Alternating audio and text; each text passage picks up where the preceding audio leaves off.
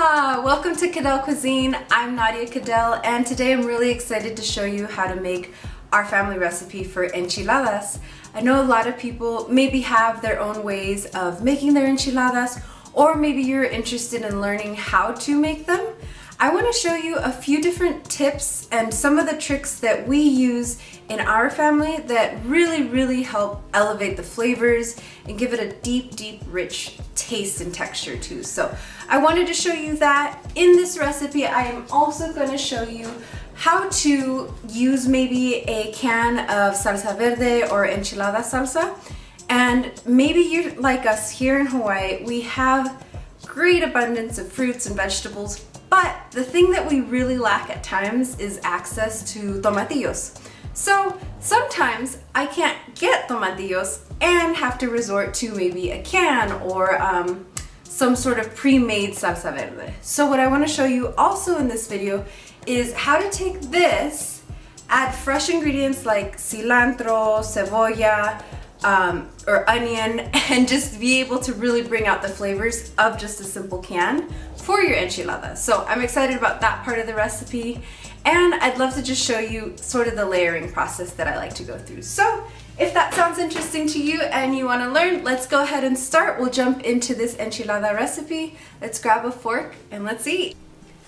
We're gonna start this recipe off by getting our tomatillos ready. You can take the skins off and give those tomatillos a nice good wash. They might be a little bit sticky or gooey, but you're gonna make sure to just kind of rub them together and make sure they're really washed and ready to go. In that Dutch oven or pot, whatever you decide to use, add in the tomato, some fresh jalapeños, and get that ready to go because you're gonna boil this on a low heat. We're going to set that off to the side, and I like to use a cast iron skillet. If you've got it, I highly recommend it because it's really going to help the oil to maintain its heat consistently, and that way you're not just messing with the level of heat too much. So once your oil is ready to go, you're going to add in your first tortilla. So with this process, I like to kind of ladle in some of the oil on top of the tortilla. That way, again, you're cooking this in an even way, even heat, even amount of oil, and just little by little start kind of ladling that oil over the top part of the tortilla. You'll see that it'll pay off at the end. Once you start noticing that it's gotten crispy enough, you can add in another tortilla so that one can start going. This helps this process to be a little faster. And then with a tortilla that has not been fried, a new tortilla there, you're kind of getting all of that excess oil off and absorbing it in the new tortilla and setting that off to the side. Excuse our roosters. But continue to do that with the tortillas and alternating, taking that excess oil off and then layering the tortillas or stacking them. Once you've made about 20 or so, or however many you want to make, you can check on your enchilada sauce pot just to make sure that the tomatillos haven't exploded, that they're not too acidic that way. If they do explode, not to worry, shouldn't be too big of a deal. You can strain these items or just kind of put them in one by one in a blender. Tip the top off there of the jalapeno. And to the blender, you're going to add your onion. Excuse our roosters. So you're adding in the fresh onion in the blender.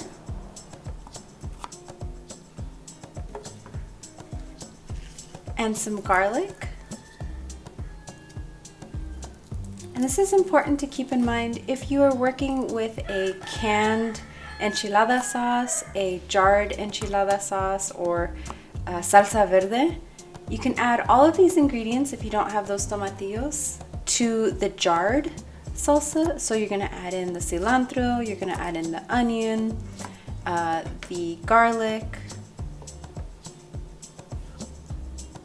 and if you've got the tomato. And then I have a beef bouillon cube. I think actually this is chicken, a chicken bouillon cube that I'm adding in.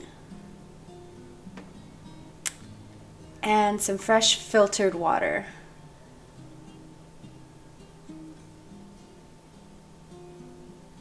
Then I'm ready to blend. You want to make sure that when you're blending this, you end up blending it really, really well so that it's all fully incorporated. It should look like this. So that there, I just added that jar of salsa and more cilantro, more onion, more of those extra flavors. Especially if I'm making a big batch or more enchiladas, it really helps. Give it a taste. And once you are happy with that, you can get your pan ready with hot oil. And now you're gonna fry the enchilada sauce. You do just a little bit of oil, just enough to really fry this sauce, give it some flavor. Start shredding your chicken and set that off to the side while your sauce is kind of warming up or finishing its frying process. I like to shred my own cheese. I feel like the flavor is really, really nice and fresh. I'm using a spicy pepper jack, but whatever cheese you'd like to use, I recommend pepper jack or mozzarella, but no judgment, whatever you'd like to use.